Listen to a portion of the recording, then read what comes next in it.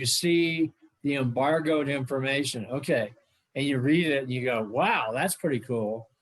And then you go and try to find people to comment on something you can't tell them about. That's pretty weird. Yeah. Can you make a comment on this? And I can't tell you why. And It's because embargoed. you're beholden to the journal or the company or the Nature or whatever the hell it was. Nature Astronomy, that's what it is. Nature Astronomy journal. That you're not allowed to let this information out because you'll be scolded for the rest of your life. So you can't. You got to go ask people to comment on something they can't know about, or they're not supposed to. They're not supposed to know, and thank God for democracy because everybody has a comment, even if they don't even know what it is. And one thing, I guess we should get going here pretty soon. Pretty soon. One thing, I'm sure all of you will vote or have voted. We put in our ballot over the weekend. We voted. Yeah. It wasn't easy, those propositions and everything. Those were, tricky. But anyway, I won't do a poll on voting, but, Dawn voted. We're done. It's, of course, very important that we all do it. No matter what side you're on, we want the American people's opinion on this. A couple other things. I think our next meeting will probably be in another 4 weeks. And we're not sure yet if we may have the UFO panel that Leonard's been working on, or might have Rod Pyle talk about amazing space events. And we've got a number of other possibilities too. But John, why don't, I know Dawn put something together for us, and I don't know, John, why don't we wait on Bennu if you're going to talk a little bit about the asteroid and the spacecraft. And does Dawn want to go first, or? You want to go first, Dawn? Sure, I'll go first. So Barb, I think what you wanted to was just to have some time as a conversation with this group instead of up in the stars about boots on the ground. Yeah. And how we can have an impact on our community. And so you guys have spent, decades looking up in the stars, and I've spent, the past 7 years or so really learning about our community, how generous and giving people are. And so I've put together, let me start the slideshow and then let's do the sharing here. Yeah, and just, Dawn, you'll probably tell people as part of your talk, but you're the head of Canyon Cares, right? And maybe and you'll probably talk about that, but just what Canyon Cares can do for our canyon and Netherland, I assume, or you'll probably tell us about that. Okay. I'm actually going to give you a broader picture because in our community, it's not just Canyon Cares, which I love deeply and am still involved with. I'm the past president, so I stepped down, but I'm still serving as the treasurer. And Dave's on the call, and he was one of our founders of Canyon Cares many, many moons ago. Yep. And we're grateful for how far he got us to be the organization we are today. So in general, when it comes to giving, there's two things I want you to think about when you're looking at how you might want to give, because there's just so many people out there, or even non-people. There's animals out there that need our help dealing with the fires or other things that are going on in our community. So part of what makes giving, sometimes people have paralysis. I don't even know where to start. And so want to go through quickly some things that might give you some suggestions on how to get over some of that paralysis and take action in a way that's meaningful for you. So we're going to look at all of these categories, but you can also give in so many ways that are more than just, say, financial. There's ways to give your time. There's ways to advocate. So if the fires that we're seeing are the result of the way we're treating our planet, if it does have to do with climate change, our advocacy going forward is still an important way to take care of these people and take care of our community so that we don't have to deal with this as often. So if your passion is animals, here's some suggestions for ways that you can help our our furried and hooved friends, but also our feathered friends. If one way is to donate to food pantries. So even the animal shelters in town are receiving an influx of extra animals from the evacuees, but also in general, people who are food insecure also often don't have food for their pets. So locally, there's 3 food pantries. There's one in Gilpin, there's one in Nederland, there's one in Coal Creek Canyon, and we've got a tab on food insecurity in just a moment. But if you want to take action long-term, you could train as a volunteer with GCART. It's Gilpin Animal Response Team. So these people are involved year-round. They have trailers, animal supplies, and right now they're all at the Gilpin fairgrounds area. And evidently right now you can find a story. They have dozens and dozens of specialty chickens that they are all taking care of. And they're in little dog crates. And these are a special breed.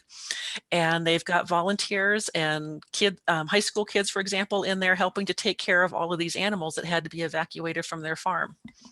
And so that's one way that people, if you love animals, and Gilpin County has a way for you to actively do that in an emergency situation. Firefighters from all of our districts have been going up and down the Front Range, and I know Coal Creek and Timberline also got called over to Estes Park to support their areas. That's a time and money cost for those people. It also puts wear and tear on their equipment. So you could donate directly to the Coal Creek Canyon Fire Department to help, oops, page up, I shouldn't click my mouse. And also, if you want to be a little more active on an ongoing basis in supporting a fire department, here's an example with the Timberline Fire Department. They have an auxiliary arm and they do, non-COVID world, they have all kinds of activities, fundraisers, craft shows, but their goal is to raise money to support the fire department so that they can take care of us when we need it. If your passion is the environment, then there's groups like the Environment Group, TEG, which some of you might be a member of, to advocate. So advocacy for whatever it is that you're passionate about, whether it's food insecurity, animals, taking time to lobby people so that we can have the ongoing support we need is an important thing to do. If you're more hands-on about the environment, then there's groups like Saws and Slaws that are they're actively working to have a safer forest for all of us. And so you can train to be a sawyer, or you can go lift and haul logs, do all kinds of, work your brain or work your body and still be good for the planet. And haul slash too. If your passion is more for an area, you really want to reach out and support people, say in Boulder County or in Grand County. And then I listed CCCIA because they're a lot of us have that Coal Creek focus on this call. But here's 3 web addresses, and I'll get this PowerPoint, the PDF to John so that he can make it available for those that want some of these links. But Boulder County, they have a 2020 fire fund. So if you go to that link, you can make a cash donation. And for a lot of these larger organizations, that's the most efficient way to help them rather than the added effort of sorting clothes and sorting food. Not that it's not appreciated, but money is really what they go through the most. Grand County also has their Grand County as a foundation is stepping up to do an emergency wildfire fund. And so if you go to that same link, they have their link for their fire emergency support. Just threw in, just because I was thinking about different ways as we go into a season of giving and how do we give back with everything else that's going on. I listed Skywatchers because what you do to connect people and educate is very important. And you guys can speak to other ways that people can participate in your group after I'm done.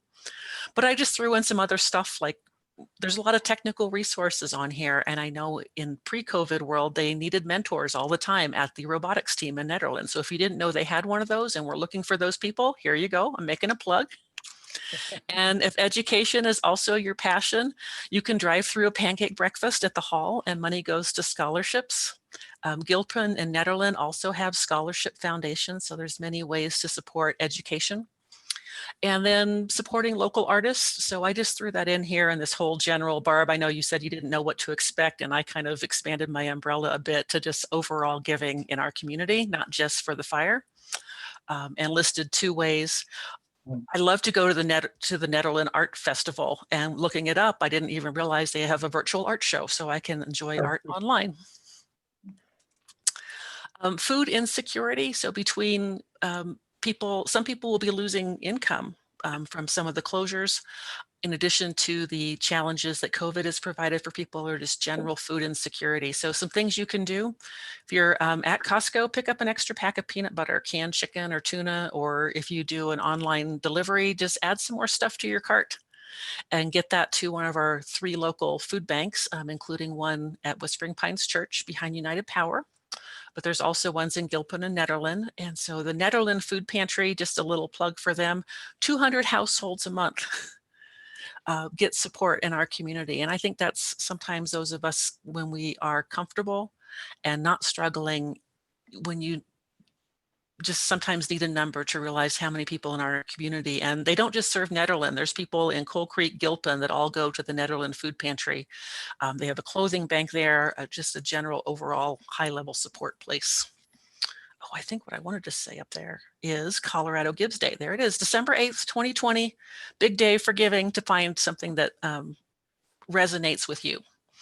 And what resonates with me, and Barb, this is what what you associate with me, is Canyon Cares. And we would of course love your donations. They stay here in the community in Coal Creek, Nederland, and rural Gilpin County.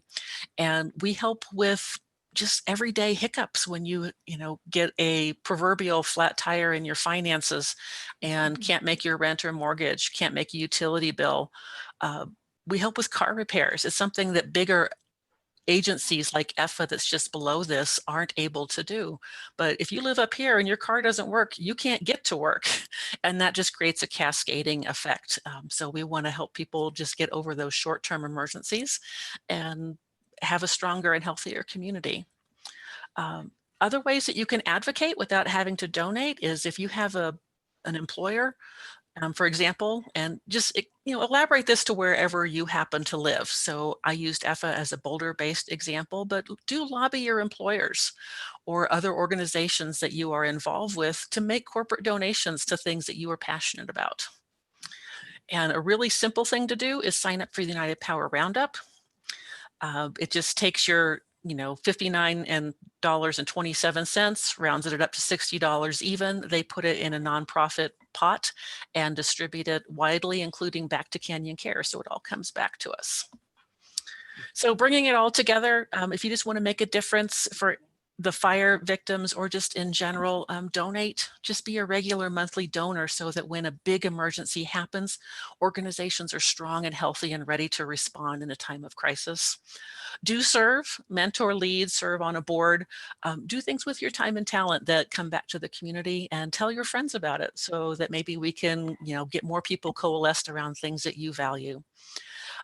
And then participate, of course, show up for events. People go through a lot of work to organize, for example, a drive-through pancake breakfast. So show up, have fun, enjoy the pancakes, and it's all for a good cause, whatever those events are. And then, of course, you can always make a circle of care. Make your own circle of care. Send a card to someone, a friend that you're concerned about. Check on a neighbor, shovel a sidewalk, whatever it is to make that area around you a happy and giving place. So thanks for the floor, Barbara. Yeah, thank you. Good That's job. great. Good job, Don. Thanks, Don. Any questions there from anyone for Don? Sorry, Barb, we were having problems. Any questions for Don? No? Dawn, do you think Nederland would be interested in our 2 truckloads of leftover clothes? Yes, because Okay. they have the clothing bank and they're close enough to the people in Ward and Jamestown Right. that they probably have connections. I know I've seen some names of people who are collecting clothing that I'll get you some names and numbers. Okay, because we wanted to give it to somebody that wasn't going to go make a profit off it, but somebody's going to distribute it. Right. So there's the clothing bank. And then for sure, I've already seen names of people collecting clothing for people who've lost their homes. Right. Or Okay. just need emergency clothing because they can't get back to their homes. Yeah, let us know. I'll let Jeannie know. Okay, I'll let Jeannie know. Got it. Thank you. You probably need to do it soon because she was talking about taking stuff in a couple of days. Wasn't Okay. she, Judy? We were talking about trying to find someplace if she could call Crossroads or Alternatives Pregnancy, see if they wanted any of it. Call them tomorrow, and we're hoping to get it out of here by Tuesday. But you know, if that doesn't, if we had a definite place, that wouldn't matter. We're just looking for a place to get rid of it. Got you covered. I'll send names. Thank you. And, send out, I guess your PowerPoint, Don, we could just send that out to everyone who's on right now, right? Sure, I'll get John the PDF of it Okay. in case you wanted some of those links and didn't have to look them up again. Yeah. Yeah, that's great. You know, really appreciate. Barb, still can't hear you. Okay, really appreciate all of that. And Jan, do you want to say a few words about the animals? One of our neighbors said that we might see different animals in our area, even though we were away distance from the fires, but that they move and we might see different animals. We've seen a lot of moose lately in our area, but Jan, do you want to say a few words about that? Well, certainly if people do see more animals or strange animals, I hope they let me know. We do have a lot of moose around for sure. I end up with more moose reports than bears. So I didn't have many bear reports. And the bears are either behaving or else the people are behaving. And I think it's mostly the people are really watching their trash and so forth. But one thing that I hope nobody missed was the interaction between a serval, a savanna cat, and a mountain lion. Yeah, Tell so us about that. Coal Creek speak. And I was just amazed. We've never had anything quite that drastic happen. There had been a mountain lion reported up in the Elliott area, quite high in the canyon. And so this was a man whose savanna cat, which I didn't know we had any savanna cats in Coal Creek Canyon, but he had a savanna cat and he'd opened the door and the savanna cat got out and there was a mountain lion right there. And either the savanna cat attacked the mountain lion or otherwise. Anyway, they were immediately really having at it. Well, the man grabbed his flashlight, yelled, and went out. And here was the mountain lion. He put the flashlight right in the lion's face, and the mountain lion kind of rolled over. And here was the cat was just hanging onto the leg of the mountain lion. And he pulled his savanna cat off of the mountain lion and said it was like Velcro. The mountain lion turned over and got out of there, which was lucky. Now, it's not really smart to go even rescue a pet from a mountain lion, but as most of you know, we had mountain lion that was really really liked to eat dogs and actually took dogs right out away from a leash even, and be right at the door of a house and grab an animal. And but this was just absolutely amazing that happened. So if you, and I guess if you didn't read it, it's out there someplace. If you go into Coal Creek Speak, you could look it up. I guess that's all I have, Barbara. So yeah, Jan and Chris McAllister do the wild aware column in the Mountain Messenger for the Coal Creek Canyon people who get that, or it's online too if you don't get it in the mail, but and want it. So yeah, she wants to know any reports of animals, right? Anything? I don't know. I saw a little tiny bird this morning. Should I Yeah. report that to you? Yeah. I like my birds. I've seen just the blackbirds and the blue jays lately. So, Yeah, yeah, and they're squirrels. still there. Yeah, Somebody you just don't want to know every squirrel sighting we have. I'm sure. We try to name them and then we'll send you. Yeah, just hope but that yeah, they- and the moose and the bear you want to know about too. And I was just showing Leonard this morning. I don't know if it was in our canyon. I kind of don't think it was, but it was on, our local thing for those of you who don't know about it, Coal Creek Speak. And it showed a bear just pushing in a door. The Unbelievable. frame of the door came off and it just walks right in. And it looked like it was big enough to already have already have had eaten enough for hibernation, but I don't know if any of you. So we have seen changed that. all our locks. Yeah, right. I do believe that was a post that from another, it didn't say. Another area. Yeah, Yeah. I think so. Yeah, That wasn't, our bears wouldn't do that with it. yeah, yeah. Oh, our bears wouldn't Our do bears that. are Okay. nicer. Our bear was more careful Big when knock he broke before into they our came. house. Yeah. Well, and Susie and Dave, you had a bear that walked right into your house. How did that Well, happen? not exactly walked in. He pulled the window open, ripped out the screen, but then came in, kind of hit the couch, but you couldn't even tell, went directly to the kitchen, got into the pantry, actually. The door was open, got some chocolates, got some nuts, actually grabbed a bag of pistachios. We thought they were cashews, they're pistachios, and heard us or something caused him to leave. He went out the same window. And You weren't then we were there? trying to, You weren't there at Pardon? that time? no, Or we you- were there, we were probably within a few minutes of when he left. But when we came home together and noticed the kitchen in disarray, then I looked over and saw the window situation. And I thought first about my cat, and we didn't know where she was. She was under the bed, so she was fine. But we called the neighbors to help me get the window closed because he bent the operator of the window. And we're working on that. And I went in the kitchen to get some more tools.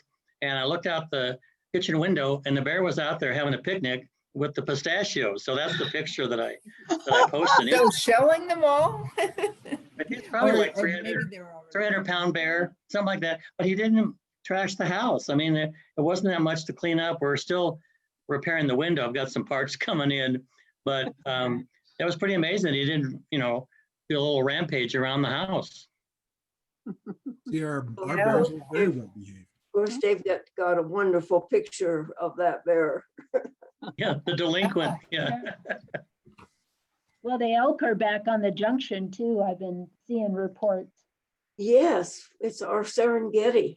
Yeah, There's so be many. careful out there. Jan, when will the bears be in hibernation so we don't have to worry so much? Is that sometime in November?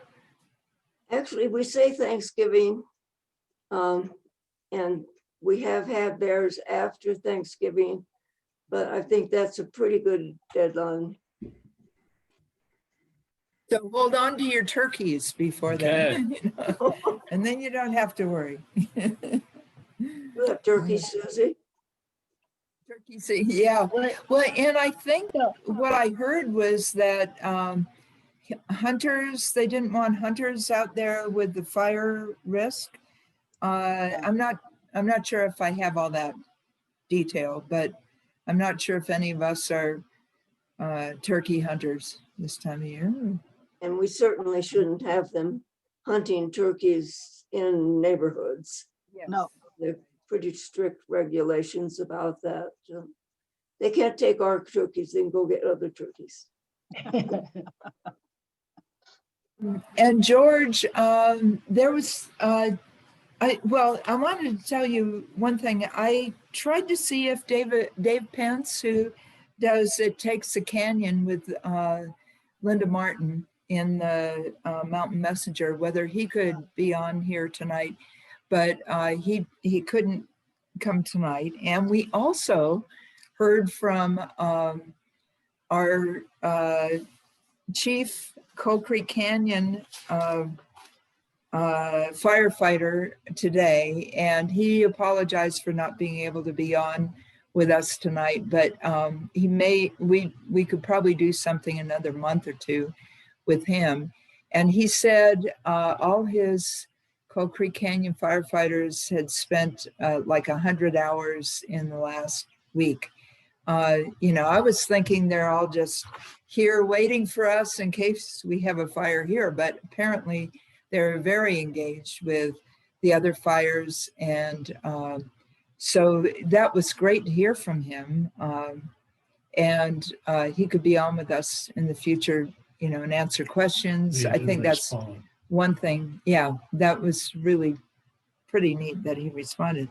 But one of the previous articles that Dave Pence does in our Mountain Messenger, he's interviewed in the past a number of people who are part of our fire department, and one of them is a ham radio operator. And apparently, if we lose electricity and it's an emergency, that the ham radio operators could help us out. So, George, I was wondering if you could say, since you're a ham radio operator, just say a few words about what your perspective on that. And it sounds like if you've got a ham radio, you can communicate without power, or maybe it's a battery, I'm not sure. But also that people could find out more information, and it's in that article, so we Okay, can add okay. that to what we send out to people. But George, do you want to say a few words about ham radio and how that can help us in an emergency? Yeah, I'll say something. I'm trying to get this, just to be kind. I will let you see who's talking. Good. I'm just going to say a few things. He said there's a lot involved. First, I'm going to give an overview that says the emergency operations centers, and I'm pretty sure I don't have to explain too much about that, but in those centers, there's one in Gilpin County, Boulder, and Jefferson counties. There's a statewide center, and there are amateur radio operators that are associated with these centers and are called in to help with the communications. And you're correct, that would be by battery operation communication. And the one in Boulder was activated here. They did not, I think on a Friday, they shut that down for a while. I heard something and said they may bring it back up on Monday. But a number of our people, as you see, are associated with some of the emergency groups. There are emergency groups associated with activities in local communities, and these local community emergency groups also have amateur radio operators in them, or often suggest their members become active because those communications can be helpful and sent out to places like the places that are open emergency shelters. In the past, we've had a strong association with things like the different operations that will bring in food, like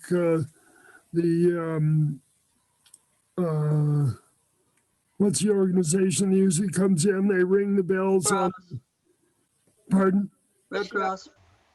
Well, the Red Cross, but I'm thinking of, that's one of them we help, but the other one where other ones will bring out things, organizations also. So they do support these different organizations. I'm going to show you something about some local involvement here. John, do I need you to, can I just screen share without having you tell me? Okay. So I'm going to do that here.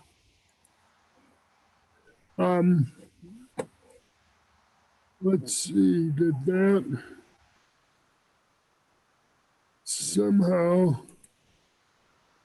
You just need to make sure you press the can share you screen. see that? I cannot see myself on that. No, we don't see it. It didn't come up yet? Okay, let's see what happened. Usually if I do that, come back. Share screen. Are you sure? And then there's usually a button to confirm that you want to share your That's right, screen. and it's not coming up. That's usually, let me try this. It looks like it came up There now. it is. Okay, I Oh, couldn't find good. it. Okay, let's see. Can, See can it. you read the whole thing or okay? I can see it. Yeah. This one is of particular interest to us, and rather than me reading it, I think you might be interested in reading that. There's a mountain emergency radio network here, and this Boulder County one, they were active quite a bit. The Boulder County group, B Cares, in this with these recent fires in this area, and they will continue to be active. As I say, they were working quite actively until last Friday. I think maybe they stopped, but this shows this amateur radio network, and I'm going to go down now because you probably had a chance to look at that. And here you can see where some of these amateur radio repeaters that can help with communications are located. And if we go down, you'll be able to read about where they're located. As you can see, there's Gold Hill, Allen's Park, and two other ones. But here is why it was that particular network came to being. And you can see what the reason is, and a number of people in Gold Hill, Netherland, a lot of them are mountain community areas now, became amateurs and are involved, and they have activities weekly. They get together to talk, and they were quite active here with these fires and the activations, and then when people had to leave. And I didn't listen to very much of it. I just didn't take the time, but the amateurs were helpful in this. And there's also an amateur radio repeater in Estes Park that was active. And there are still people there. I heard yesterday, I didn't listen today, at least one amateur there who was behind to help out with anything they needed. So after looking at this, do people have any questions about what I just showed here? Okay, I'm going to go ahead and stop the share. But I think what I will say, the overall information is that people can become amateur radio operators, and the entrance examination to the first level is pretty easy to learn that information and take the test and get the information. I will talk to the person in the fire department who's very strong. He's also very strong in these organizations that I happen to show you here too. But before giving his information out, I'll talk to him. I tried to contact him when I got the information at 5 minutes after 6 from Barbara asking for some information, but he's quite possibly out as a wildland firefighter at this point, but at least I was not able to have him come and talk with us. But I'll talk with Barbara, and maybe we'll have him give his actual activity and some other information on it at a future meeting.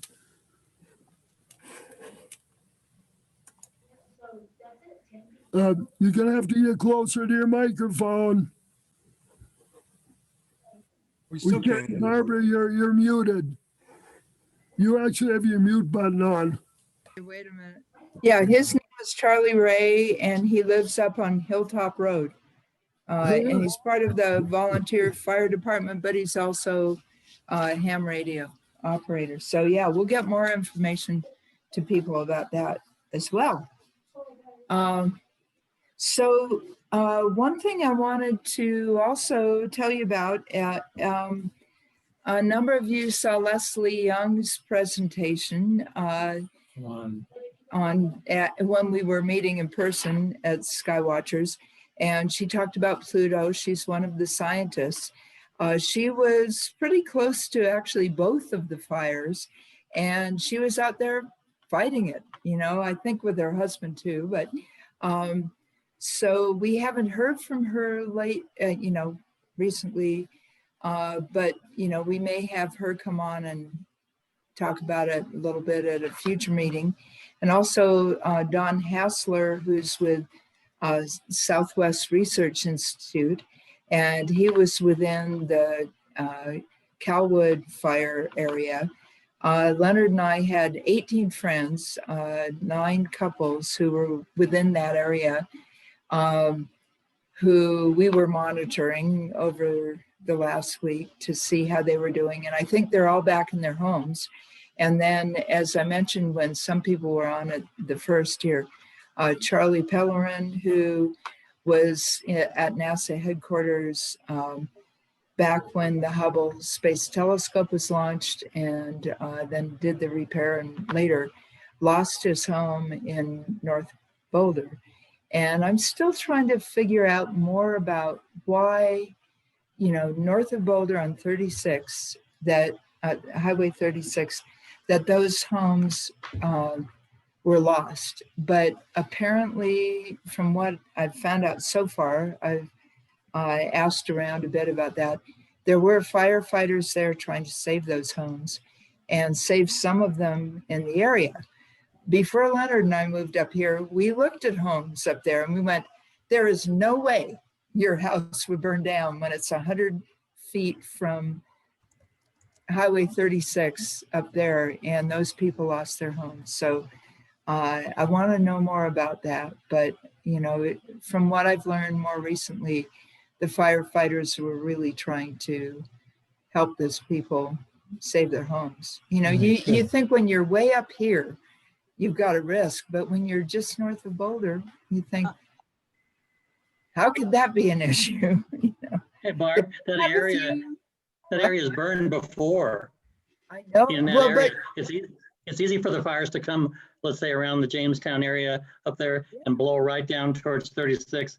Typically, just the way the winds have gone. Because I've been out there taking pictures years ago, and it's like, whoa, it didn't take that long to get to 30 or 36.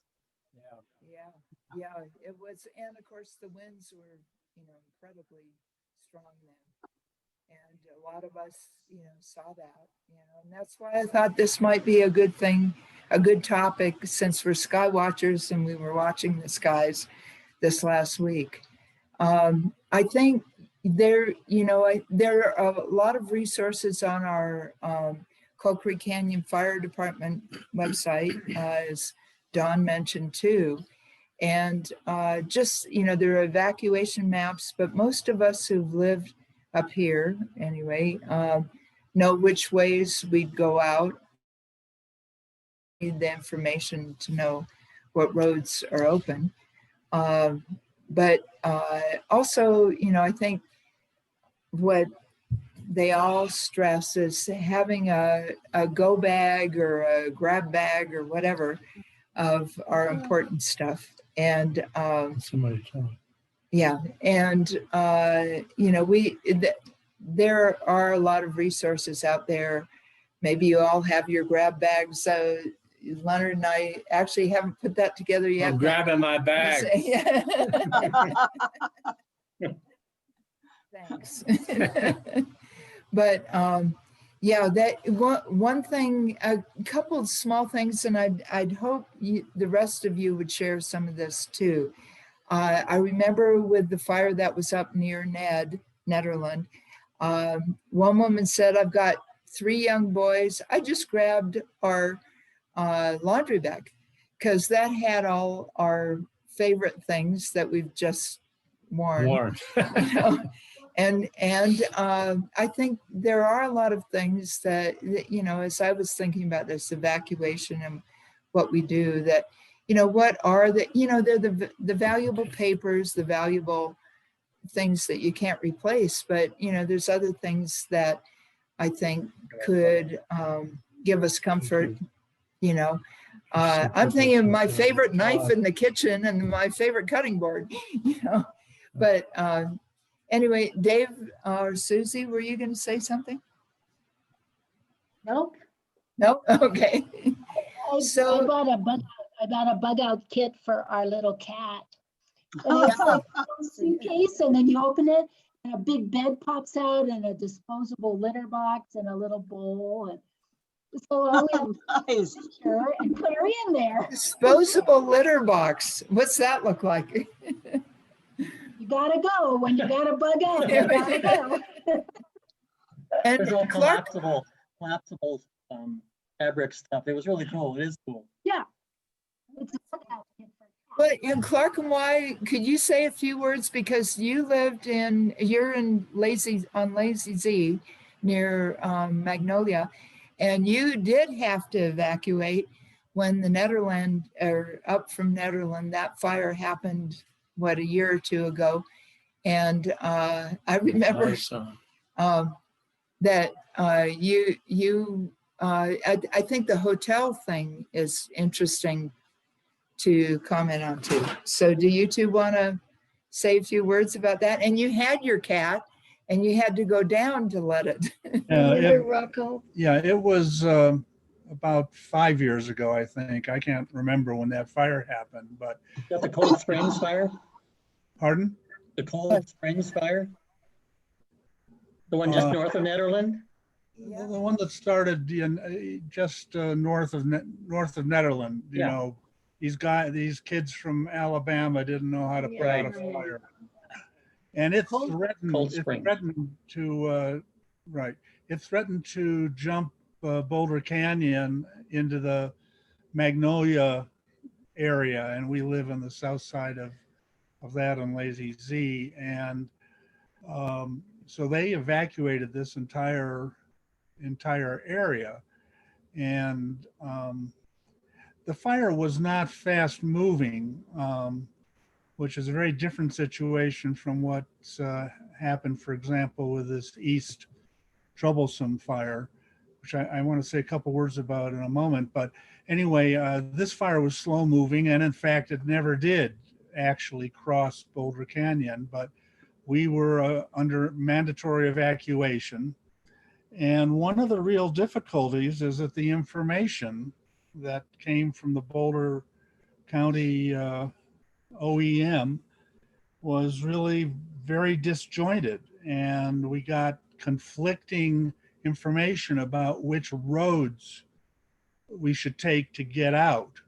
And indeed, the entire community was confused, and it was mainly because they had closed Magnolia Road down to Boulder Canyon for people coming up because they'd closed the area. It was being evacuated. But they said that the road was closed going down. So people had to try to come down, through Coal Creek Canyon instead, when in fact the shorter way and the actually open way was down Magnolia to Boulder Canyon. Anyway, by total coincidence, I was supposed to attend a meeting on natural hazards, believe it or not. Yeah. It's an annual international meeting held at the Omni Interlaken in Broomfield. And it was supposed to be the next day. And I was going to commute to that meeting, not stay at the Omni, but since we're being evacuated, we called them.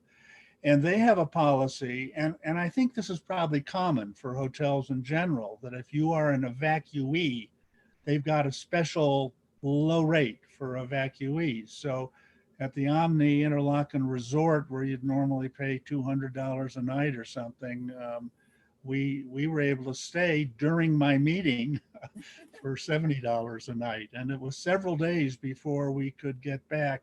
And the official communications are really poor. I sent a long essay to the Boulder County Sheriff's Department afterwards, giving numerous examples of bad communications. I never heard back from them.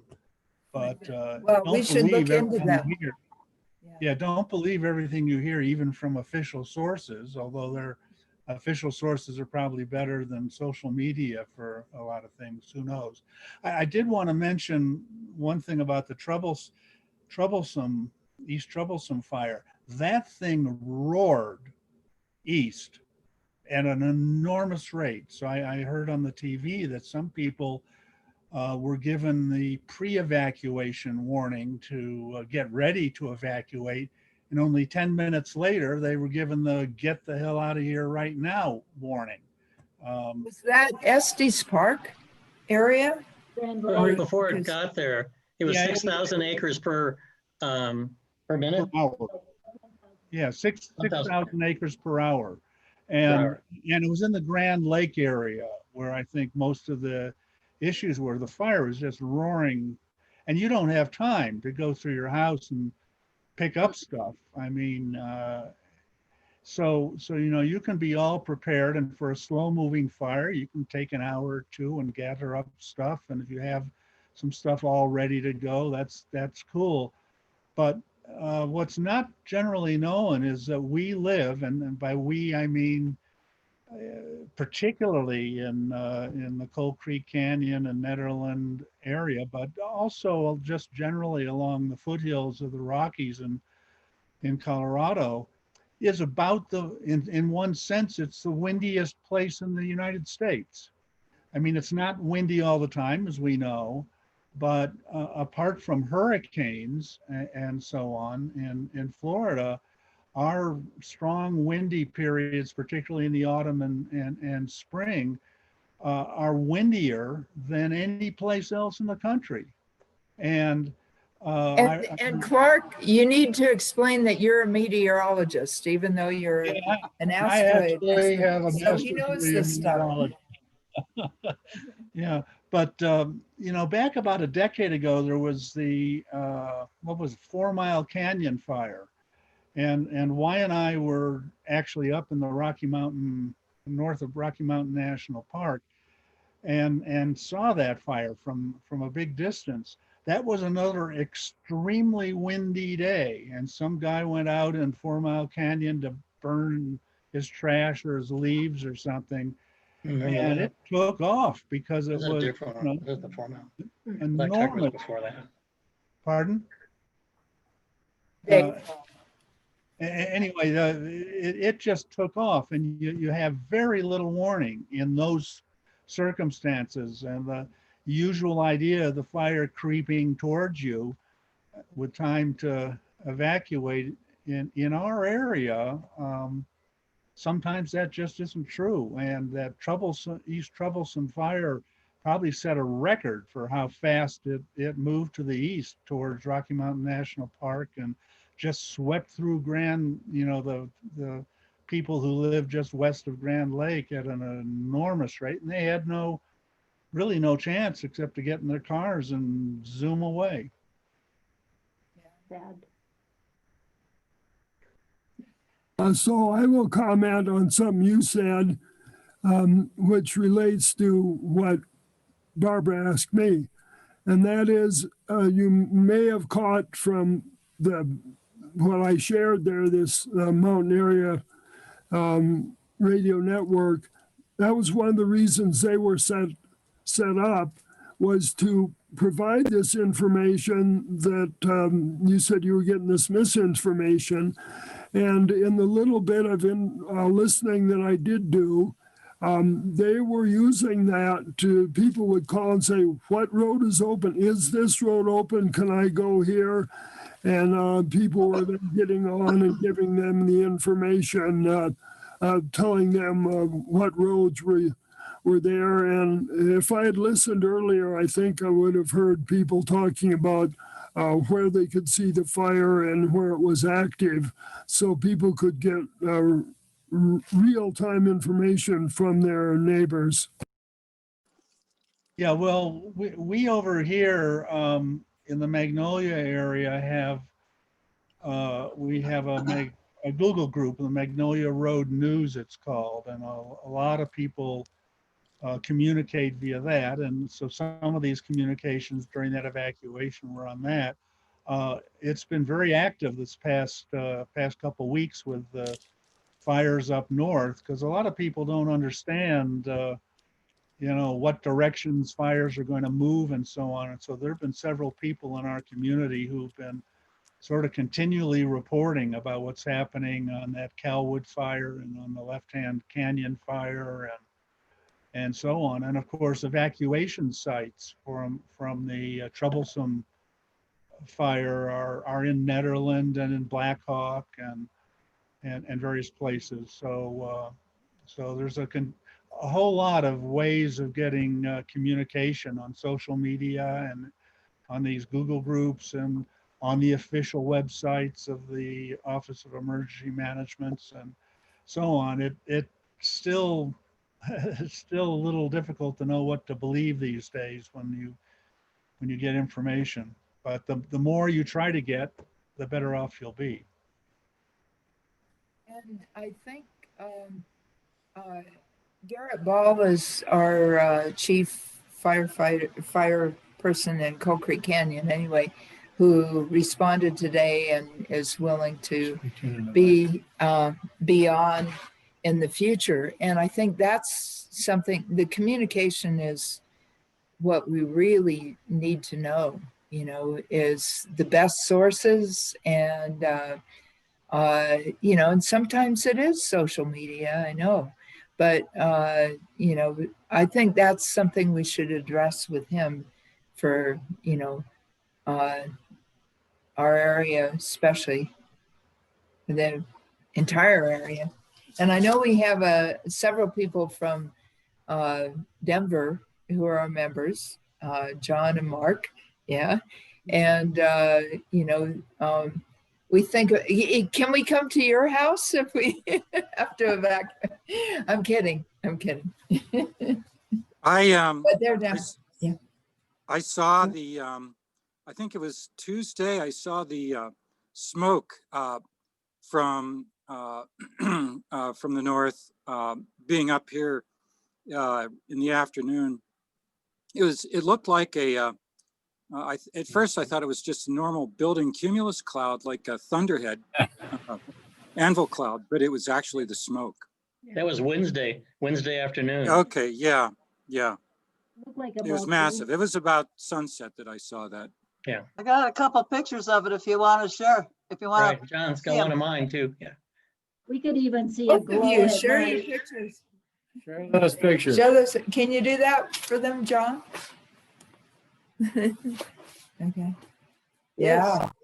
I just happened to be out when it blew up and got several. I don't know if I can change them or not. No, I can't because you're in my way.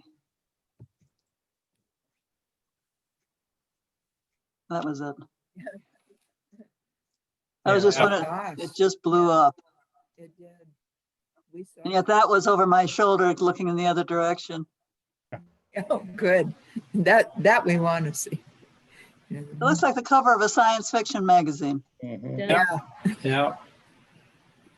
And then it glowed at night from our deck, it's Looked like a volcano. clear across. I can't get high enough to see the flames, but yeah. So yeah, geez. Oh, yeah. Crazy. That, Oh. that's the newest family member.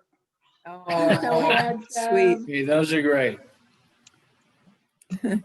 Smiling. And John, can you bring Dave up for his photos too? Dave Schammel? Can't hear John. He was given us sign language. I'm trying to do 3 things at once. And Judy totally You messed have up an my assignment. hearing. Hold on a sec.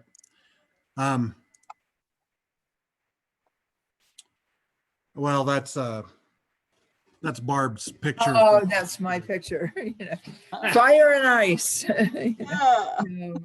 Get to Dave's. Yeah. This is Jim Wow. Lang. That's okay. That's from lower. These are yours, Dave? No, Judy. Oh. Judy. Oh dang, I can't remember her last name. Sent me these just a little while ago. She's not on the call, but they live just a few miles away from this. Wow. Which one's that? Is that She's troublesome. She's the troublesome? Okay. Great name for a fire. So yeah. Ugh, scary. Yeah. Yeah, she was close. There's John's pictures. Yeah.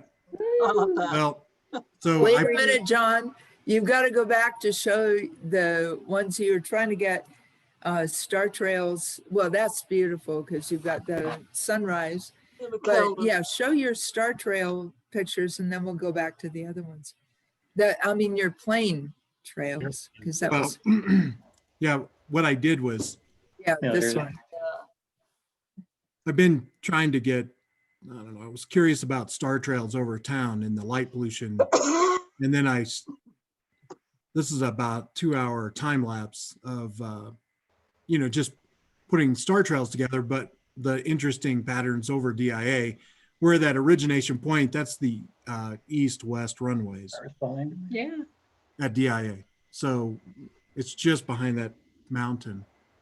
And then this is another night, and all the traffic to the left is probably took off towards the north and then swung back around, and that's all coming from that direction. It doesn't go that direction, it comes from that direction.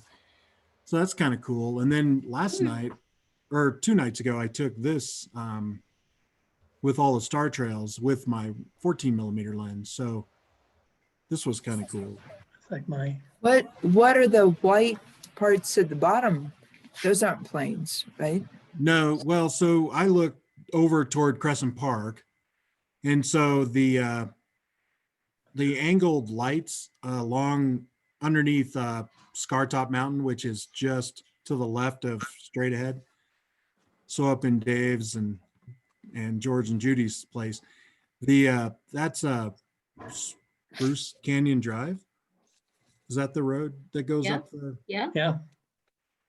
And so that's what those are. And then to the left, underneath the fog, that's Gross Dam Road. So from United Power heading towards Crescent Park, that's what those lights are. And then the neighborhood right below, like those 2 bright lights, somebody came home at about 9:30 and shined right at it. So that's our neighborhood. Anyway. Cool. Pretty cool stuff. Yeah, that's right. This is Wednesday evening, just after the sun sets. So the rays of the sun were illuminating the clouds, and I have never seen anything like that. That's when it was still burning at the 6,000 acres per hour plus, probably. It just looked otherworldly. That's from our deck, looking to the northwest. And I just had fun with that. It was off Spruce Canyon Drive, that the lone aspen, glowing. Thank you. That was like early October. And this is a composite, about a 500 millimeter shot of Mars. And this is when Mars was closest. And then the moon that night, and merged those together. But that was the night when it was closest it's been since, what was it, 2003, I believe. What, 38 million miles? Does that sound about right? Good. So John, I sent one just like that. Yeah, I it's don't know this if you one s- right here. Oh, that's it? Yeah. Okay. Well, There it that's the is. one I just got from you. Yeah, right. Top right is where Mars is. I don't know if you're able to zoom in on Real. that. Yeah. Yeah, we see it. I can't Because I believe okay. know, Mark, you're not, I don't know if you're seeing. we Yeah, I can't am. see you, but- Yeah. Oh, okay. Yeah. No, that's great. That's what it's, yeah. Okay. Let's see. Wow. Dave's going to have to talk about this one. Who's, You're muted, David. Still Mhm. muted. There you go. That space bar is supposed to unmute it, but I guess it didn't. So I bailed out and headed to New Mexico and was there last week, Okay. and encountered some forest fire smoke from California drifting over the boot heel of New Mexico that affected my imaging. And the two we have here are 10 degrees across. And this is the Witch Head Nebula in Orion. And the bright star is Rigel. And in fact, in the cosmos, Rigel is illuminating this molecular cloud. So we can actually see it glowing, kind of blue because it's a blue star. But to enhance the effect, the forest fire smoke was giving me a nice halo around the star itself and the nearby scattering. So it's kind of an interesting effect, both cosmic and local. Beautiful. how long of an exposure? That was probably 64-minute exposures. Cool. Similar with this one, same setup. And this is a molecular cloud that's not being illuminated, but is obscuring stars in the Milky Way behind it. But with a little bit of smoke in the sky, there are halos around the various stars, so you can see the blue stars and those that look yellowish here, which would be called red stars. So again, it's kind of a nice effect to see the stellar colors from this piece of the Milky Way being obscured by a part of which is being obscured by a molecular cloud. So that was the theme of that observing run. And it was kind of fun to get a couple of images, even with the smoke drifting by.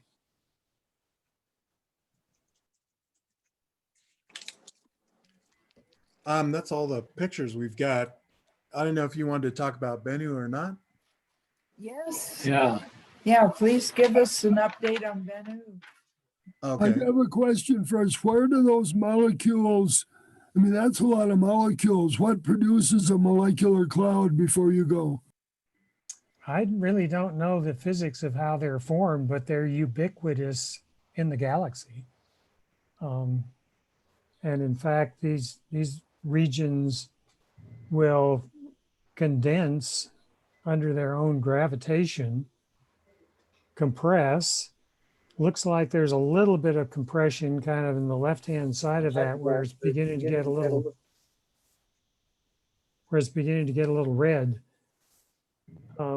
Where if you can heat up the cloud enough due to its own compression that you're up to 10,000 degrees, it'll begin to glow in the light of hydrogen. So we're beginning to see a little bit of that in this field. And if those regions continue to compress where the temperature gets up to 10 million degrees, then you've got a star. So this is actually the proto-star forming region.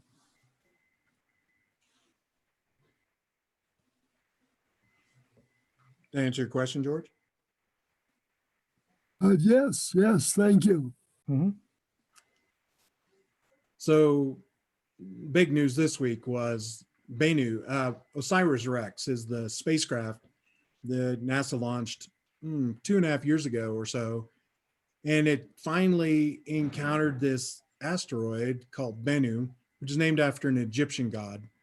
And this asteroid's only about 1,600 feet across. It's not very big. But it's probably been around since the beginning of the solar system. So 4.5 billion years. And that's why we're interested in learning more about it. This image here is from the spacecraft itself. This asteroid is like a gravel ball, sort of like what we described some other asteroids and Thula, Ultima Thule, that New Horizons going to encounter. Anyway, so the exciting news was that it's been in the area of the asteroid, but we actually reached out and touched it. So this is the probe as it's going down, and there's all this debris around. I mean, it's not a solid ball. So the goal of this is to actually grab some dust and gravel and then bring it back to Earth. It'll hang around Bennu for another year or 6 months or so, and then head back to Earth. And then when in 2.5 years, when it reaches Earth, it'll launch a probe out, and that will re-enter the Earth's atmosphere, parachute down to Earth, and then we'll have the stuff. One of the interesting things this week, though, was that apparently we got too much stuff, and the mouth of this thing is open, and we wanted to grab about 60 grams, and so they're losing a little bit. And of course, in microgravity, this stuff just acts like a fluid, so it sloshes around and sloshes out. And until this thing closes, we're going to lose stuff. But apparently we got more than we need. So hopefully we'll have quite a bit left when we come back to Earth. That is the update from Bennu. If anybody has any questions, I'll try to answer them. They come back September of 2023? Something like that. So like I said, it's going to hang around Bennu. It's just waiting for a good return orbit to Earth. And then, so it doesn't have to burn. These things, it took so long to get there. I mean, it's far away, but they don't just rocket it out there in one go. They send it out slowly. Yeah. Is it 200 million miles away? How much? 200 million? Something like that, yeah. Something.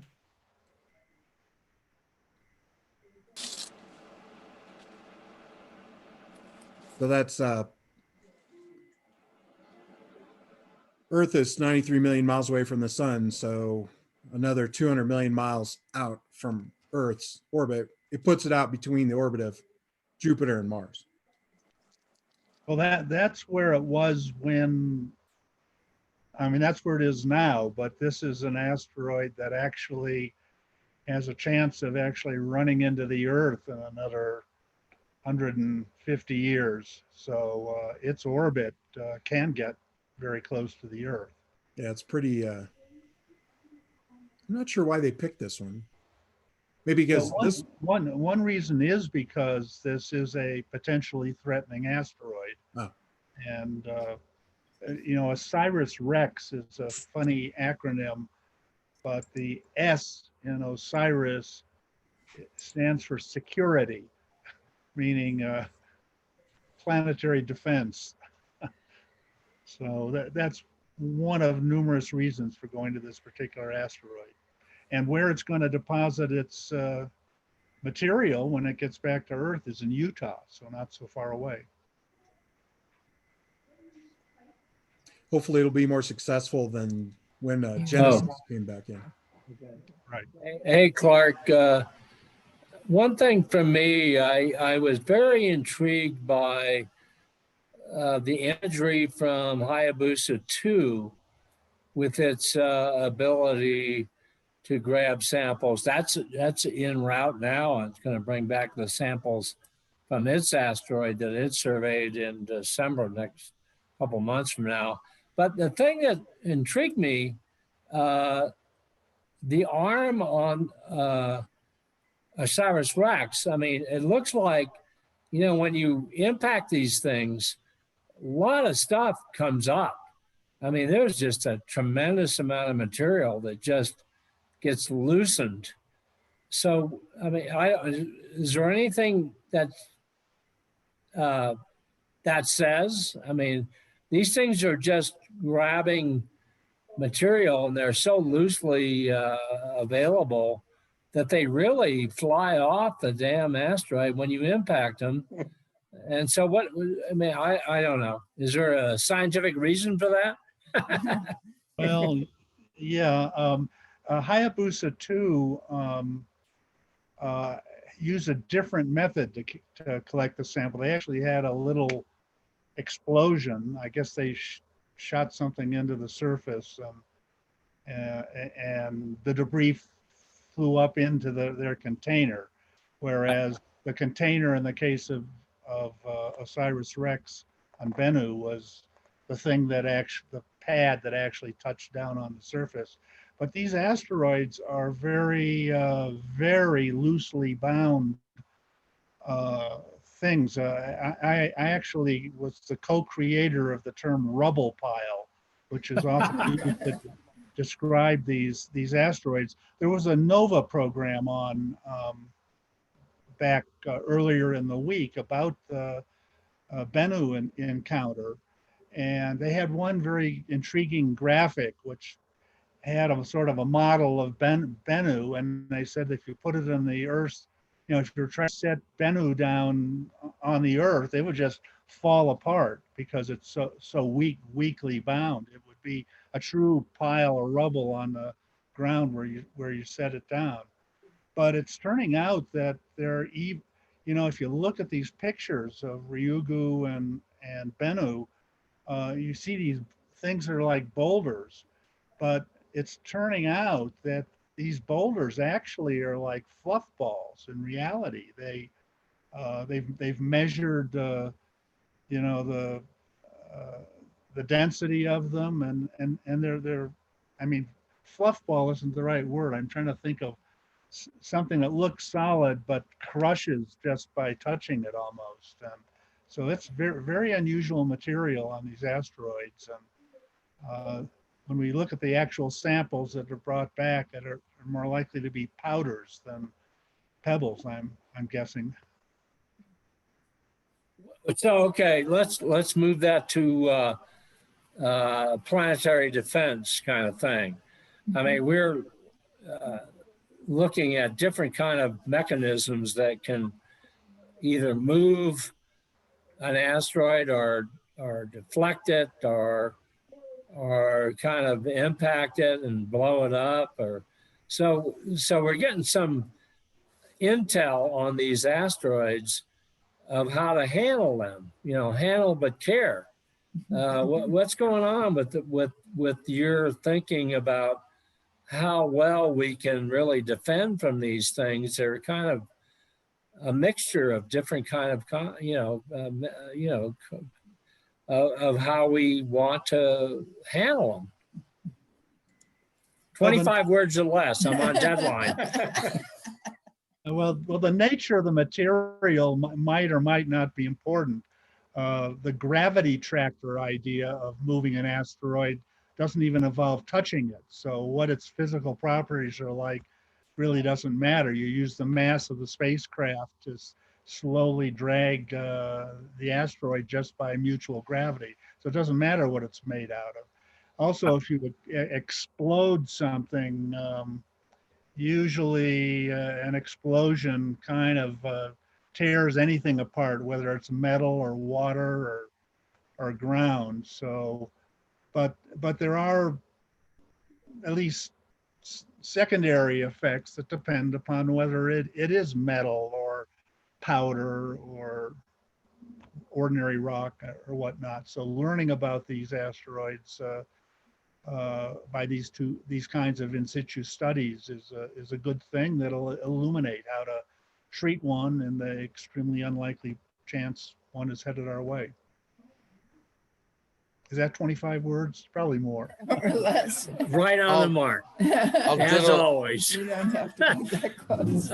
Just to follow on, you know, we have the another asteroid mission that hasn't been launched yet is to the metallic asteroid. I mean, do you really expect we're going to wind up with some kind of a bizarre looking asteroid on this physics mission? Is it physics? What's the name of that thing? It's Psyche. Psyche.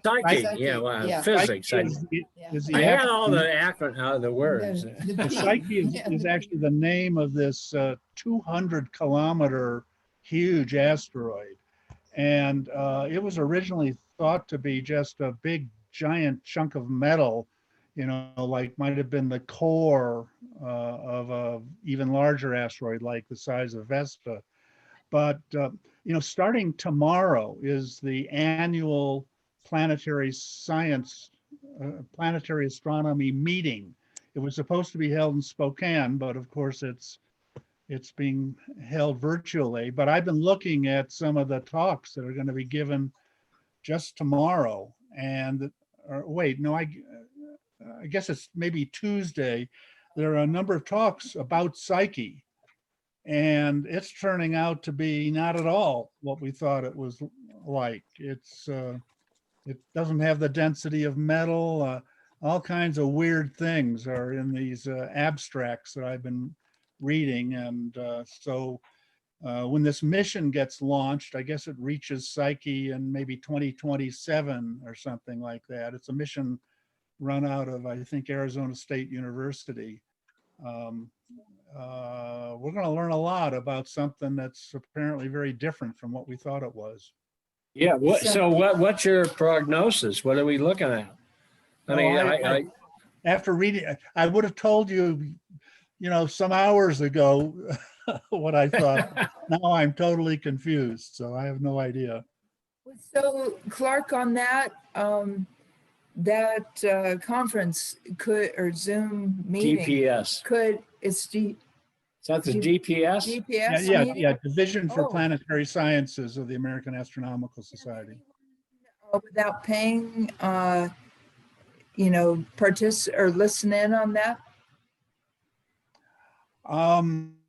Well, I suspect that journalists like you guys probably can register for free.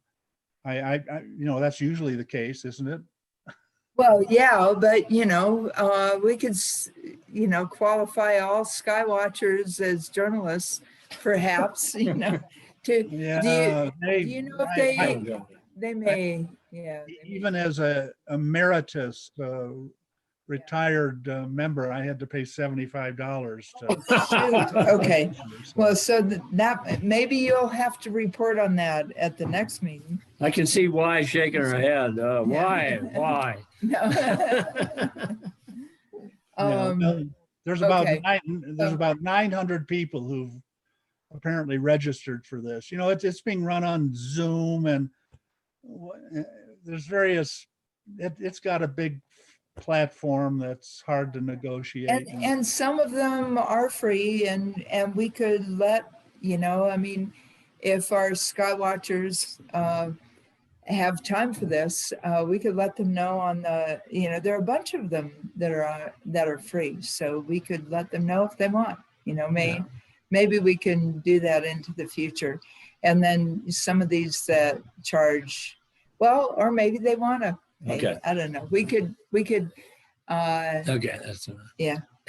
Okay. Yeah, but Clark, just on the big picture, when you back away from all this, I mean, for you that's been looking at asteroids for a long, long time, I mean, we're in a really interesting dynamic here of spacecraft in the last decade, and now we're looking at all these other new spacecraft. We have really been there, done that. We have actually gone to these places. What's your takeaway from all this interaction with asteroids? I mean, are you better off than you've ever been about the information you know now? Well, right from the beginning of the space program, we people think they know what, say, Mercury is going to be like, or the moon, or one of the satellites of Jupiter, and then we fly spacecraft up there, and almost always we're pretty surprised by what we find. And that's been true for these asteroids. Bennu, I think one of the pictures that was shown, although no comment was made about it, shows Bennu is actually shooting off little rocks all by itself. It was never thought of, never predicted, and yet, it's not understood why, but there's these pebble-sized things that it shoots off all by itself. And, that was, nobody's ever thought about that. We have meteorites that fall on the Earth. Well, maybe some of them have been simply shot off of these asteroids instead of the result of a asteroidal collision, which is the only thing we ever thought of that broke up asteroids. So you go up close to something with fancy cameras and equipment, you're almost always surprised anywhere in the solar system, probably anywhere in the universe. So Clark, if an object like Bennu did come into Earth's atmosphere, since it's kind of loose and everything, would it just burn up completely before anything got down to the surface? No. Something made of Bennu material that was smaller would do what you say, but Bennu's pretty damn large.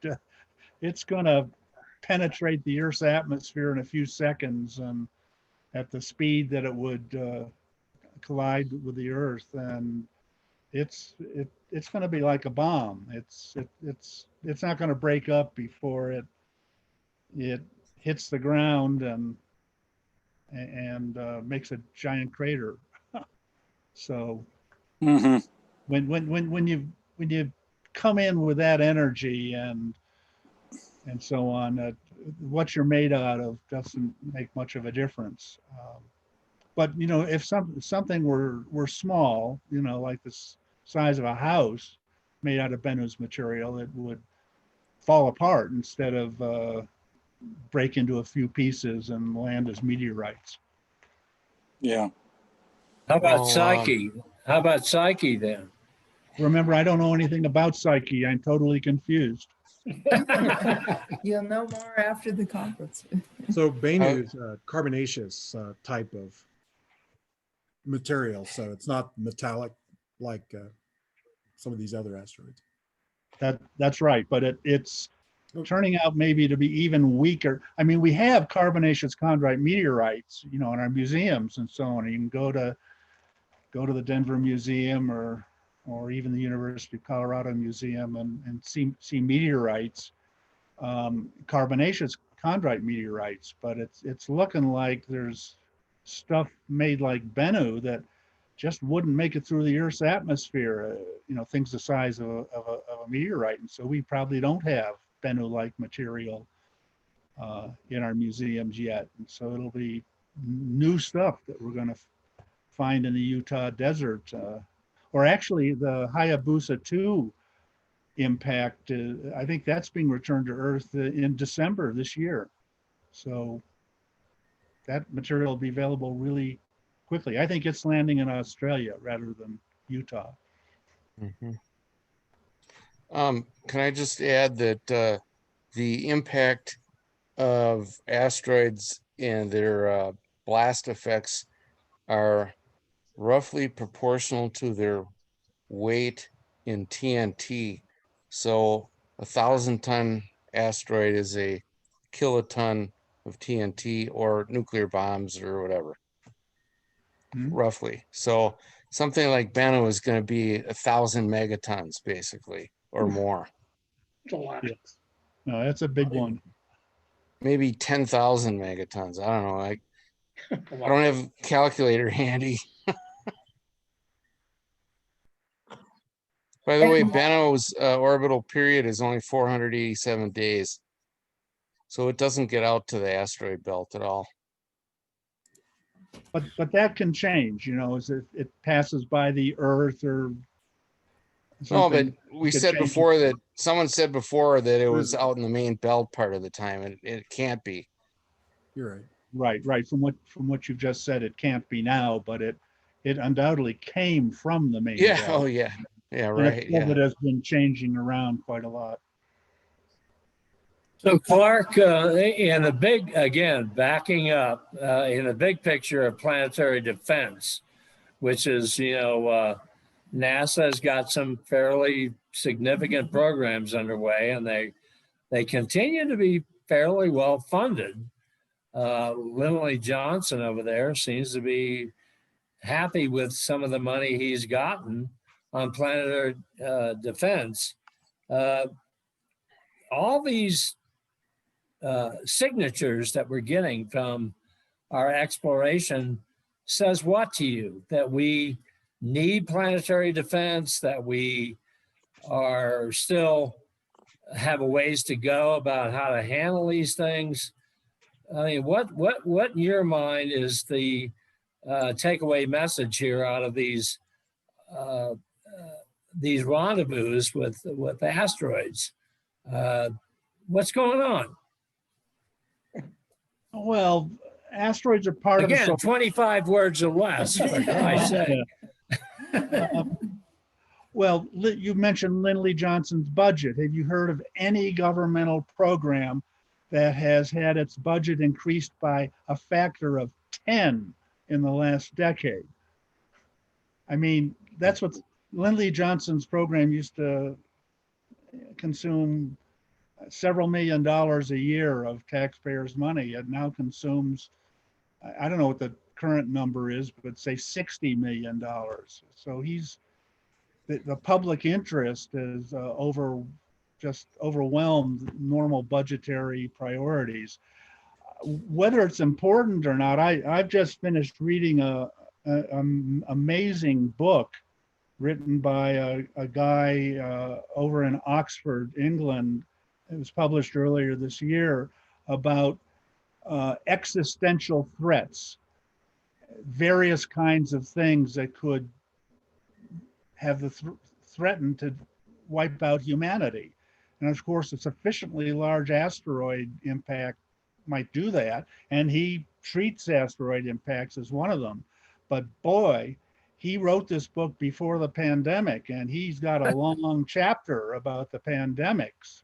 And he thinks that the things that are really dangerous are pandemics and also uncontrolled advances in AI, artificial intelligence, and basically robots taking over things before the end of the century is what he thinks.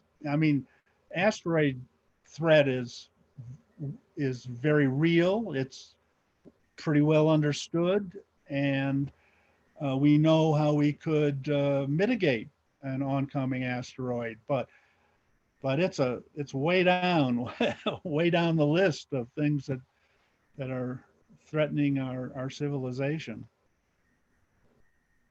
Okay, I can sleep tonight. Like the If you want to look up this book, it's called Precipice. It's you Google it, Precipice. Okay. Who's the author? Oh, gee, Toby Ord, O-R-D, Toby Ord. I'm going to put a link in the chat here in a sec. I'm glad we're old. Oh, that's not fair. Yeah. Maybe we're not that old. So to John's point about the orbit, I thought it was a lot more elliptical, but it's nearly circular. Its orbital period's 438 days. It orbits at about 105 million miles from the sun. Earth is at 93 million, so it's not very much farther out. Right now, Bennu is on the other side of the sun, so that's why it's 180 million miles away from Earth. Just so you Well, know. that kind of orbit may be one of the reasons it was selected, because that makes it easier to go to with a space. And it is an Earth crossing orbit twice. Oh, I did a rough calculation. It would be about 180 megatons if it hit. Just about. Thanks, John. Comforting. Glad we're old. I don't have to show you pictures of You the don't have fire. to worry about that for about 170 years, I think. Yeah. What? Just enough time to stain my decks. That's all. Yeah, I care right. about. Yeah. We'd Oh, like it to won't be matter able to- after that. We're still But- working on it. And I want to mention that John, who was just talking there from Denver, was going to do a live link up with his telescope at this meeting. But it's snowing, I think, down in his area as well as up here. Oh, yeah. And so we'll do that sometime in the future. Okay, John? Yeah. Hopefully it'll be not 20 below zero next time. Yeah, right. Yeah, that's should the have other had him. aspect of that, is that you can't just sit in the warmth of your house, right? We should have No, had this 2 months I ago. was okay. The plan was to get a booster cable so I could go run the cable, USB cable out to my yard. And I did that. I paid the $40 to get the cable. And then a week later, my laptop broke. So I'm on a new laptop here that I just got and trying to get on the meeting. Of course, oh, now I got to download the Zoom app again. And where did the app go? Oh, on Windows 10, you cannot find anything anymore. You look up my computer or computer, it just gives you a website. A computer is something that you do calculations and video sharing with. Oh, thanks. But it used to be you could have my computer on your desktop as an icon. You Doesn't can come that way anymore. You can still do it. It's Yeah, ask John. No, I did it. I did it. And It you just did took it, me- and you're here. It took me 5 minutes to get on the meeting though, because I had to go find it. Hey, some of us, it takes a whole lot longer than 5 minutes to do anything on the computer. Right. I just have to create So- a desktop shortcut now to get it on there easily. So we're good. So glad you're with us. Yeah. So I don't know. Does anyone else have any questions or comments? I want to tell you about one thing. We don't have Carolyn Collins Peterson and Mark on tonight, but she put me in touch with flightradar24.com. And I actually signed on to their $9 a year thing, but you could What? see. Yeah. You don't have to do that. You can, I No, learned you can, yeah, you learned can from a see guy- it without the Wait. $9. Okay. without the $9 that after an hour, they knock you off. But if you just get back on again, They don't charge. Without spending the $9. You know? But this tells you, well, it's a flight aware kind of thing. Flightaware.com might give you the same thing, but this flightradar24.com, we could see all the planes taking off from Rocky Mountain Airport near Broomfield that were going into the fires to dump retardant. And you could also see their guide planes and the helicopters and everything. And that was pretty exciting for me for a day or two. Yeah, that was very, very nice. We got that too and did it. And as you say, they send in the guide planes that circle around the fire, and then you see the tankers coming in. That's really cool. So as far as we know, all that, the planes are now on the other side of the divide, helping with the troublesome fire, I think.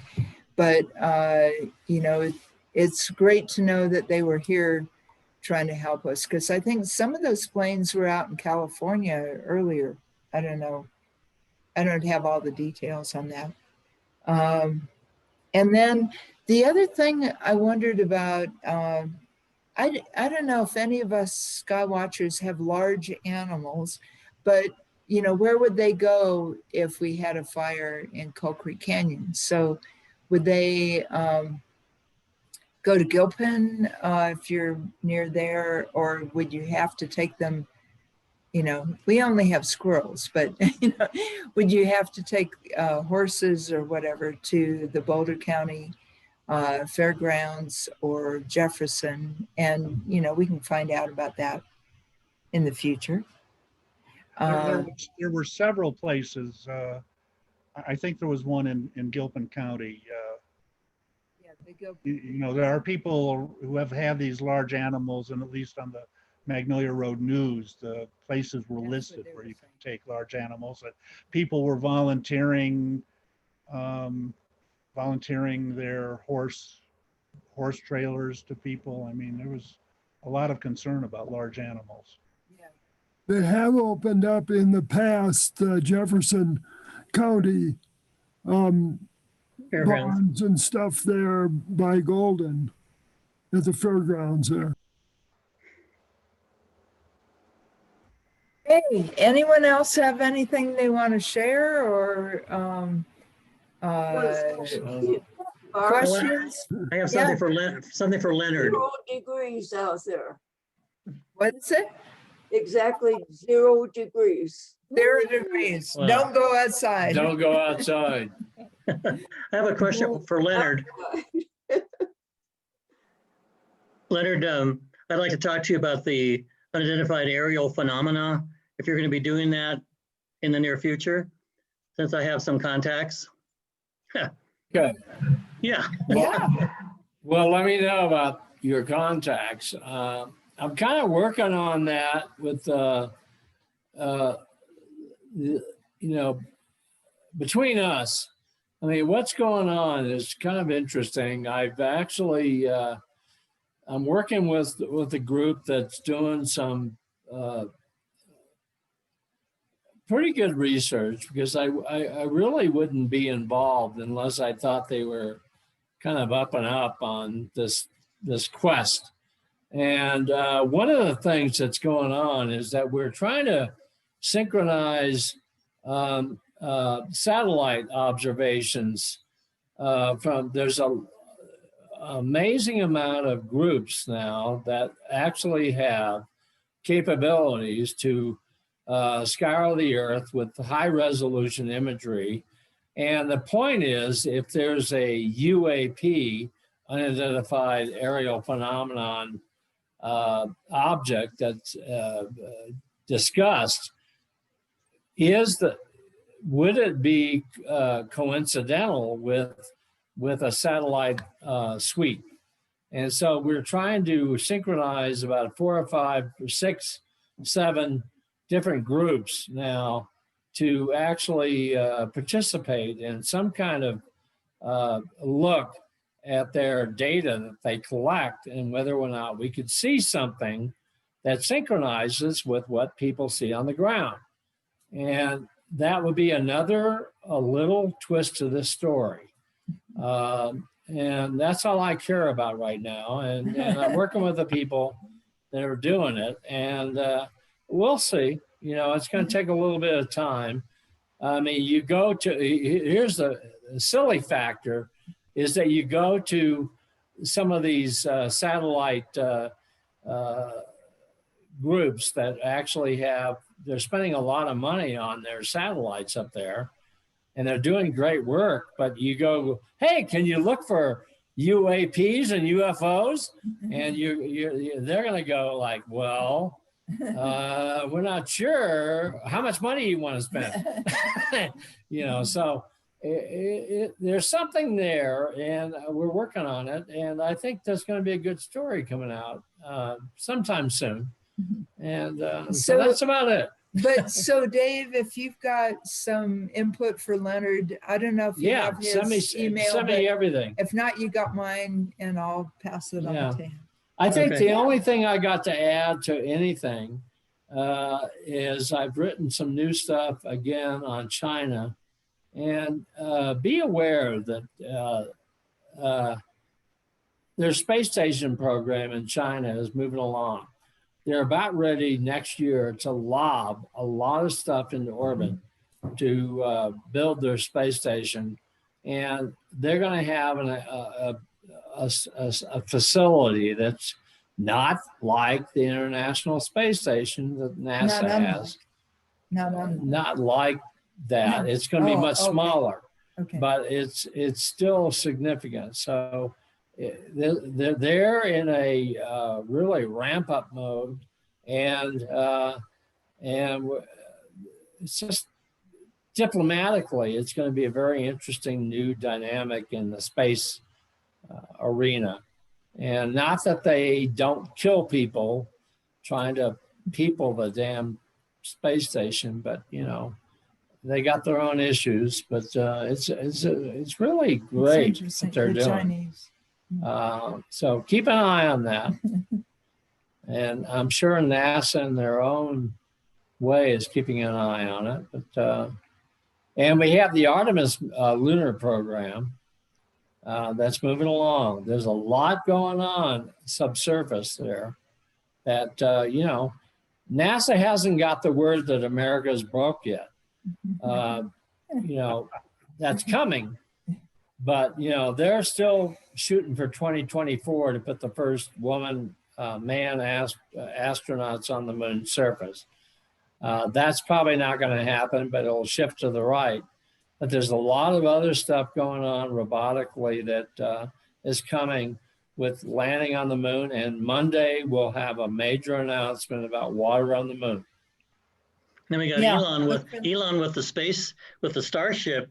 It's going to do the 50,000 mile flight here right next month. That's what he says. Yeah. We'll see. Yeah, Elon is doing his thing, and the Starship is almost, I guess it's ready to go. They're going to launch something here next day or so. And so keep an eye on Elon. Yep. Could go right, could go left, could go up. They already did a static fire of it. So, yeah. Okay. Something's happening there. Really? What did John? What? Go ahead, George. What did John Williams release in his Presley releases this last week? He was working on. I told you about it. It was the NSO and the NSF gave.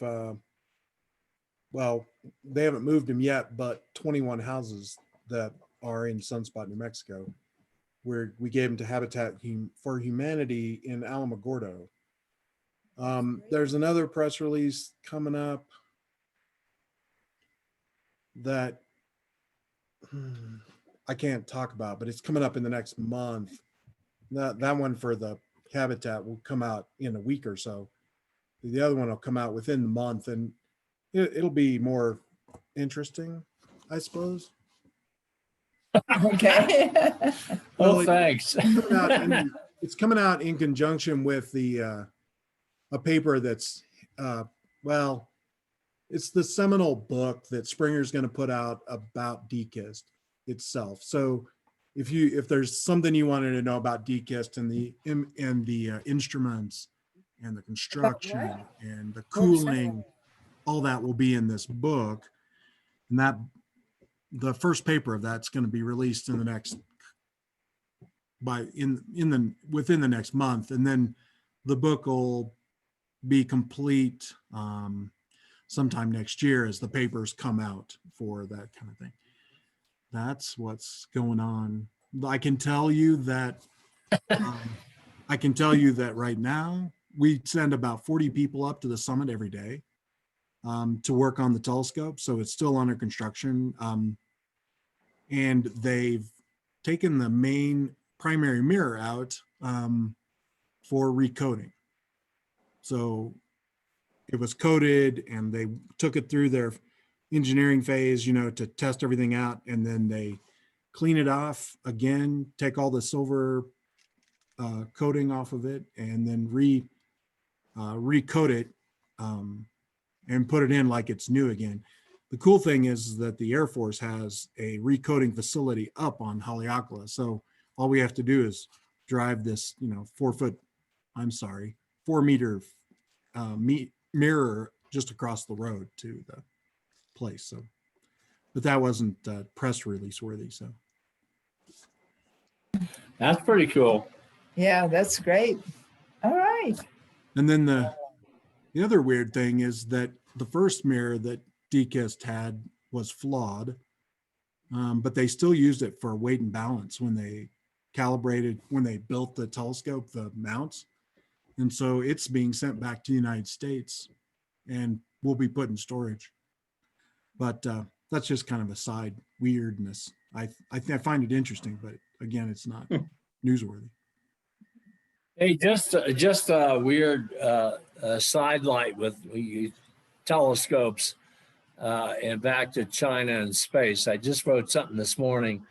One of the elements of the Chinese space station program is that they're going to have a module that has a 2-meter telescope that will be floating next to their space station that will be brought into the station, refueled, then moved out to do its observation.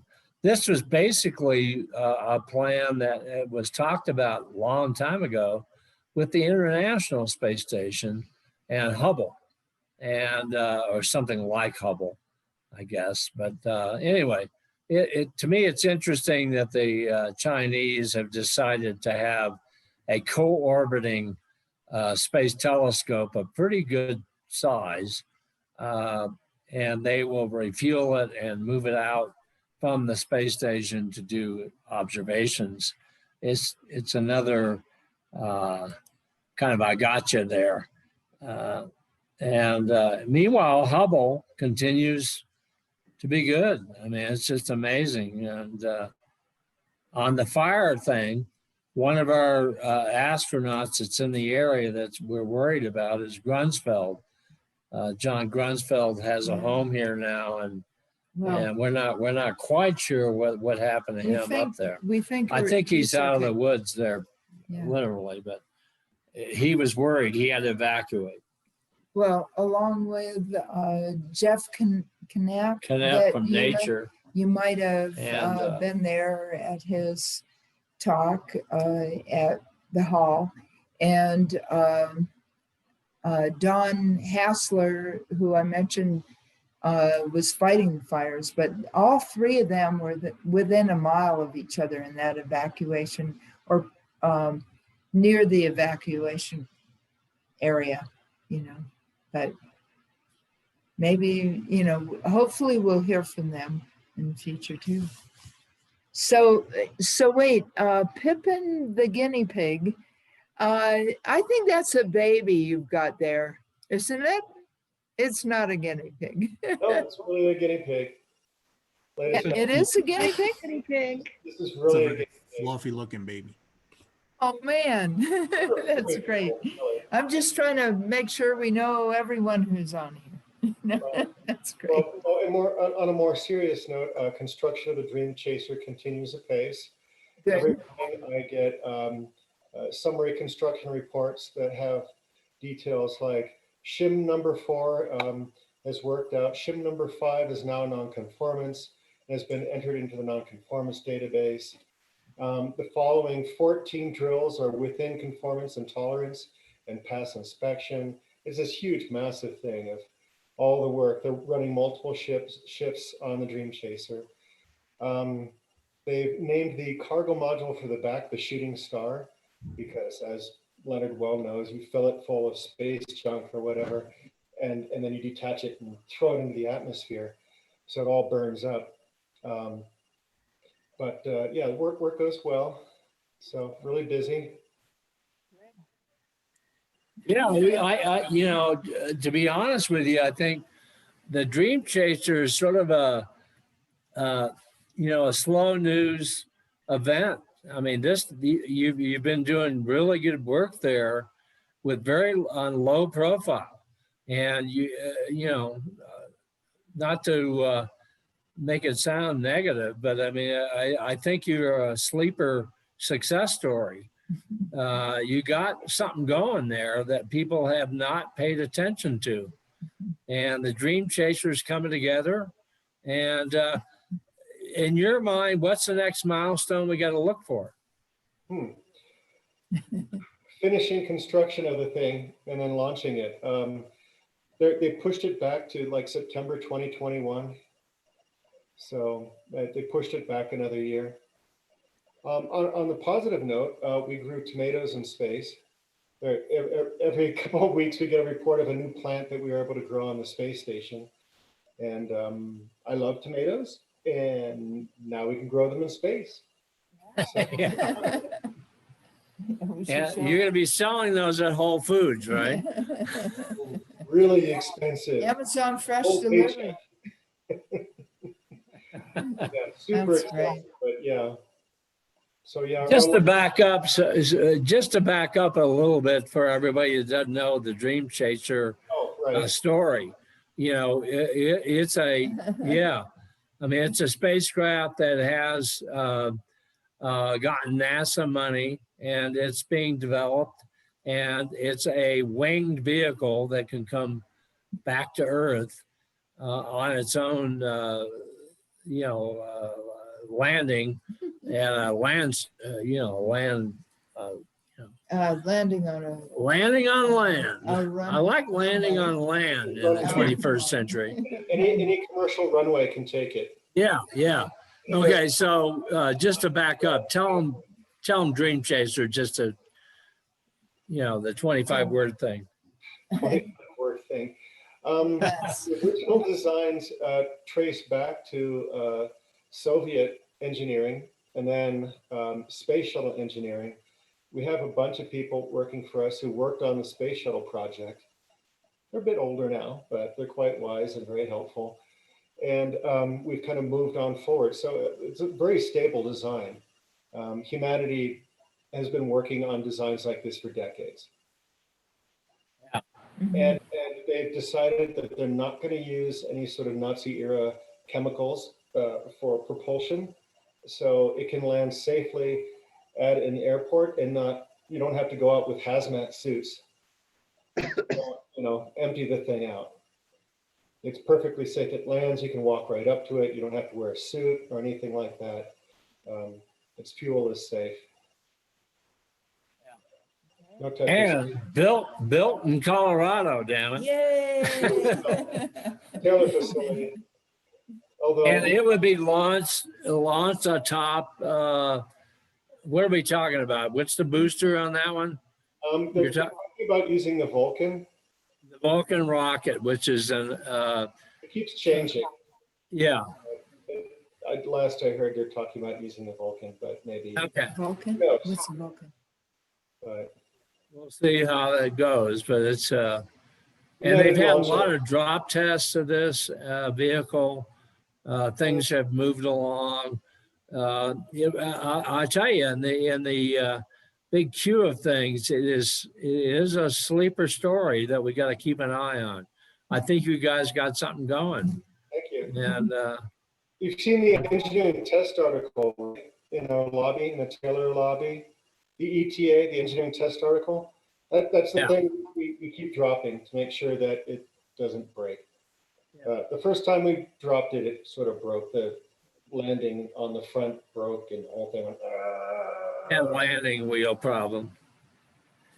Yeah, I hate when that happens. Well, maybe not. Maybe you guys would like to do robotic. That might be safer. Oops. But no, the subsequent drops, subsequent drops have actually not broken and not killed anybody. So we're doing great. Is it about a third the size of the shuttle? Yeah, it's rather small. Yeah. But the current one we're building is all robotic, no people. That's how NASA wanted it. They didn't want any people on it. They said, let's see if you can get up there, get some cargo in there, burn up some trash in the atmosphere, and come back without killing anybody. And then we'll talk about a bigger one with people. So. Sounds great.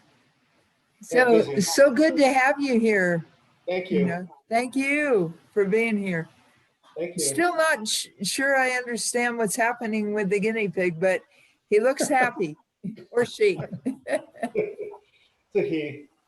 Okay, so we can go longer if anyone wants to, but I know John Williams, well, he could turn it over to me, but I know he's got assignments he has to do. We do. Yeah. Oh, we do. Yeah, we need dinner.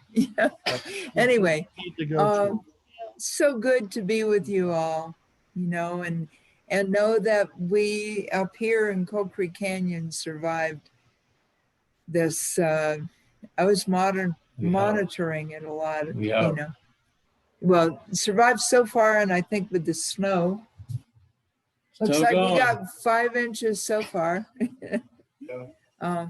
And more tonight, they say.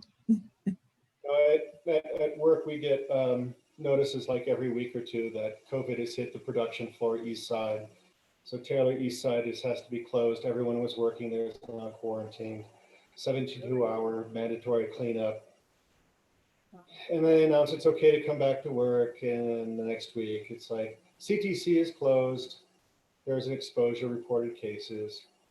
72-hour cleanup. All personnel from that facility are now in quarantine. It slows us down. It's tedious, but it is what it is. Eventually, we'll have a vaccine, hopefully. Leonard and I haven't been out for 8 months, so. Nice. We did pick up our mail, Yeah. And we voted. We voted. We voted yesterday. If you haven't voted, if you don't send it in Monday, you should take it down. Get it to in. one of the boxes. But Voted.